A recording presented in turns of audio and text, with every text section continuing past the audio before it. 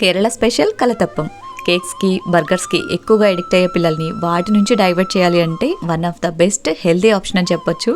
చాలా సింపుల్గా చేసేసుకోవచ్చు. ఎలా తయారు చేసుకోవచ్చో చూపిస్తాను, మీరు ట్రై చేయండి.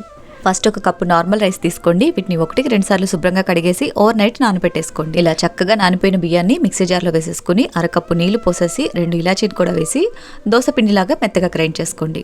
ఇదంతా కూడా ఒక బౌల్లోకి వేసేసుకుని బియ్యాన్ని కొలుచుకున్న అదే కప్ తోటి 2 కప్పుల వరకు తాటి బెల్లం తీసుకోండి, లేదా ఆర్గానిక్ బెల్లం. ఇందులోకి అరకప్పు నీళ్లు పోసి బెల్లాన్ని కరిగించేసుకోండి, సరిపోతుంది. తర్వాత పిండిలోకి 1/2 spoon baking powder, 1/2 spoon baking soda, కరిగించి పెట్టుకున్న బెల్లం నీళ్లు వేసేసి చక్కగా అంతా మిక్స్ చేసేసుకోండి. అడుగు మందంగా ఉండే కుక్కర్లోకి 2 స్పూన్ల నెయ్యి వేసేసుకుని సన్నగా కట్ చేసిన ఎండు కొబ్బరి ముక్కలు వేసి కొబ్బరి ముక్కలు బాగా వేగిన తర్వాత రెడీ చేసి పెట్టుకున్న పిండి మిక్స్ వేసేసి 5 నిమిషాల పాటు మీడియం ఫ్లేమ్ లో, 20 నిమిషాల పాటు లో ఫ్లేమ్ లో బేక్ చేసుకోవాలి. అండ్ ఈ కలతప్పం రెసిపీకి డెఫినెట్ గా అడుగు మందంగా ఉండే కుక్కర్సే యూజ్ చేయాలి. నేను ఇక్కడ ఇండస్ వ్యాలీలో రీసెంట్ గా తీసుకున్న ఈ ప్రెషర్ కుక్కర్ యూజ్ చేశాను. ఇది 3.5 లీటర్ కెపాసిటీ. మనకి ప్రైస్ కూడా చాలా రీజనబుల్ గా ఉంది.